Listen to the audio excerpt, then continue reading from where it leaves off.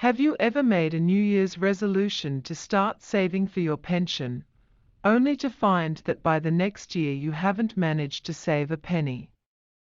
Are you frustrated and bewildered by your own erratic shopping habits? We all like to think that we're rational creatures who make cool, informed decisions about everything in our lives. But when it comes to money, that simply isn't true.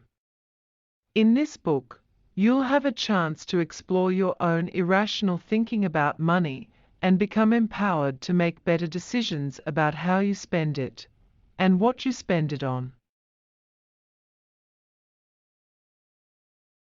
We all imbue money with meaning. We imagine what we could do with it, or how it could make our lives easier, happier, and more powerful. We resent others who have more of it. And we mourn the times we've lost it. Money affects our lives so much that many yearn to enter a currency-free utopia. Imagine a world where we would never have to worry about mortgages or how to buy a loaf of bread. But maybe money itself is not the problem. Instead, maybe it's how we allow it to unconsciously affect our choices and psychological states. Studies have shown that children already have fixed ideas about how money affects social status. In one study, children as young as 5 were shown 2 photographs and asked to imagine the inhabitants. One photo was of a run-down, shabby house with peeling paint, the other depicted a well-maintained, gleaming home. Middle-class children were quick to judge the inhabitants of the run-down house, positing that they were lazy and mean. They had already absorbed the social messages about what it means to have or not have money. Studies such as these show that young children absorb knowledge about money and its importance by observing us adults. So how can we provide them with a good basis for dealing with money? We can start by being more open and honest with them. Researchers have found that many children reach adulthood with no idea what their parents earn or have saved. This can give them a warped idea of the household finances and of how money works. Psychologist Neil Godfrey suggests remedying that by being explicit about household finances while your children are still young, and even taxing their pocket money to help them grasp how money works in the real world. But even more important than what we say is what we do. Children are exquisitely attuned to the behavior of their parents. If we go on wild spending sprees, or are anxious around money, they will soak it up. At the end of the day, the best way we can give our children financial competence is to get our own affairs in order.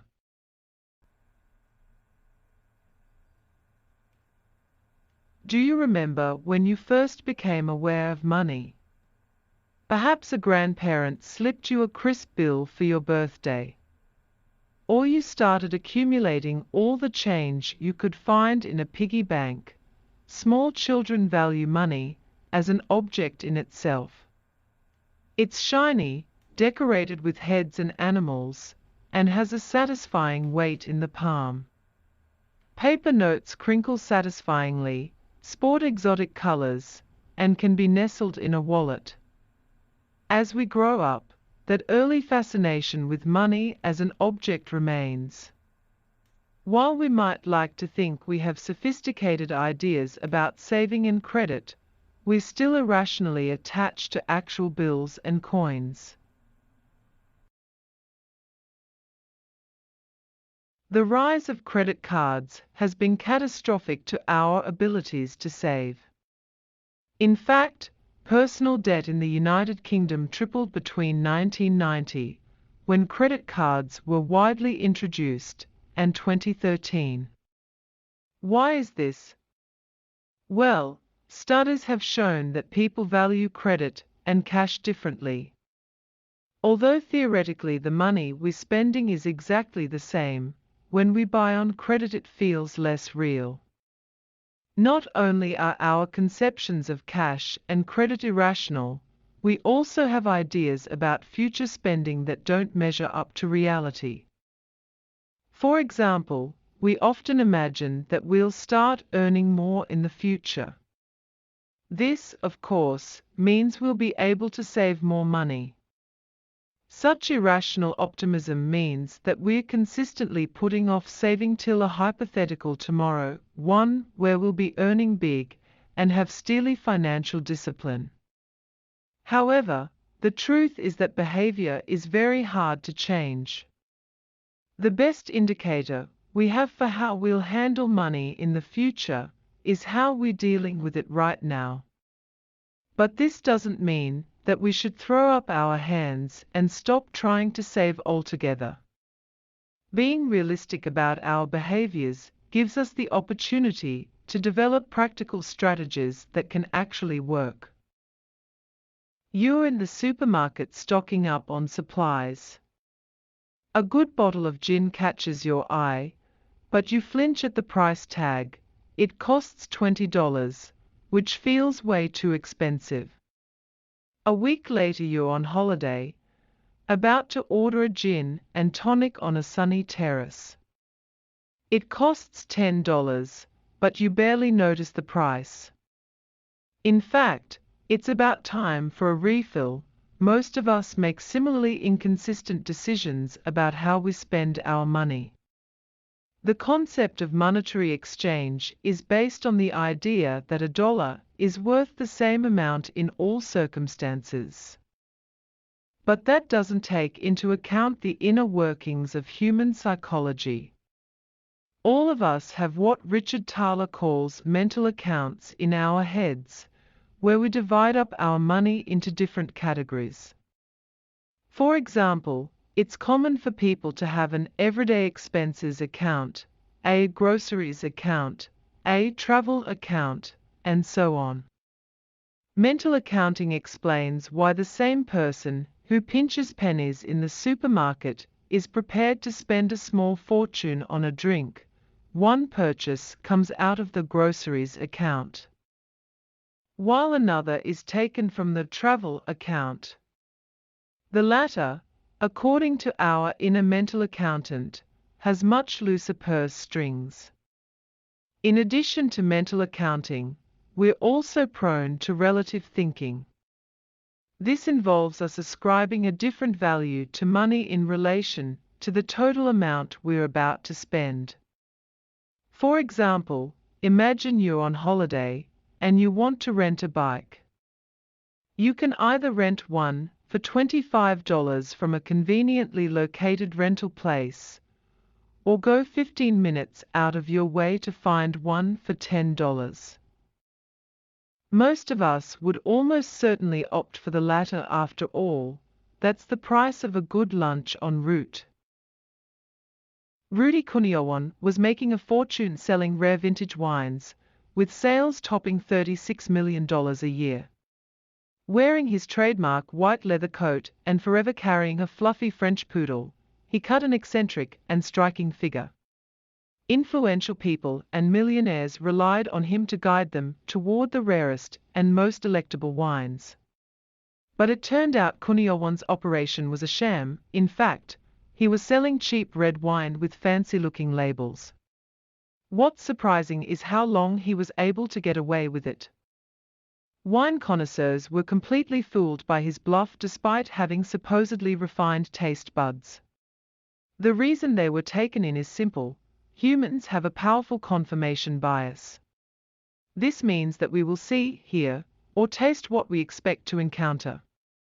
Kuniowan's sommeliers had been told they were about to taste an exquisite 50-year-old Pinot Noir worth thousands of dollars, so their taste buds were primed to taste something delicious, and sure enough, they did. So, what can we take from all of this apart from the obvious lesson that you should be wary of poodle-clutching wine peddlers?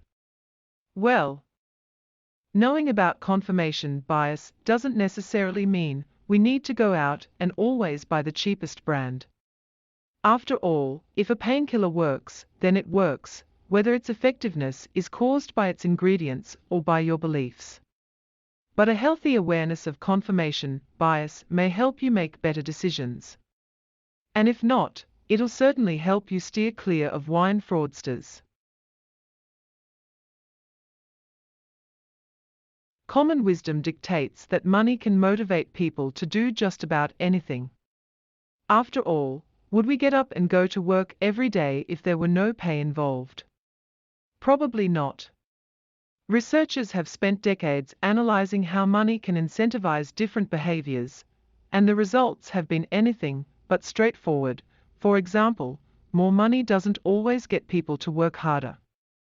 In fact, with repetitive, manual jobs like berry picking, it can be beneficial to pay people by the basket rather than by the hour. Workers are motivated to work harder and faster when their productivity is directly correlated to their paycheck. Work performance isn't the only arena where money has been proposed as a potential motivator. It's also been thrown at some of our thorniest social problems, such as addictive behavior and even test scores in schools. But can money really solve problems like a flailing public education system? In 2007, a controversial experiment distributed $9.4 million among 36,000 school children across the United States. The condition: passing a test or completing homework. While there were small improvements in test results, the money didn't have a huge effect overall. The experiment worked best when rewarding effort rather than specific achievements. Lottery winners get used to their new affluence very quickly, in a process called hedonic adaptation. Imagine if you were to stay in a luxury hotel for the first time. Chances are high that the experience would be thrilling, as you'd be experiencing everything for the very first time. But if you start staying in luxury hotels every weekend, you'd probably begin to view the experience as normal rather quickly. This ties into the fact that to enjoy our lives to the fullest, we need more than nice things and experiences. Even more important is that we notice and appreciate them. This is called the psychology of savoring. While money might buy us access to the hotel, it might also get in the way of our being able to savor the experience. The conclusion we can draw from this: yes, a sudden change of financial fortune can make us happier. But after our basic needs are met, that happiness plateaus quite quickly. Thank you for watching. Please subscribe and stay tuned for more book discussions.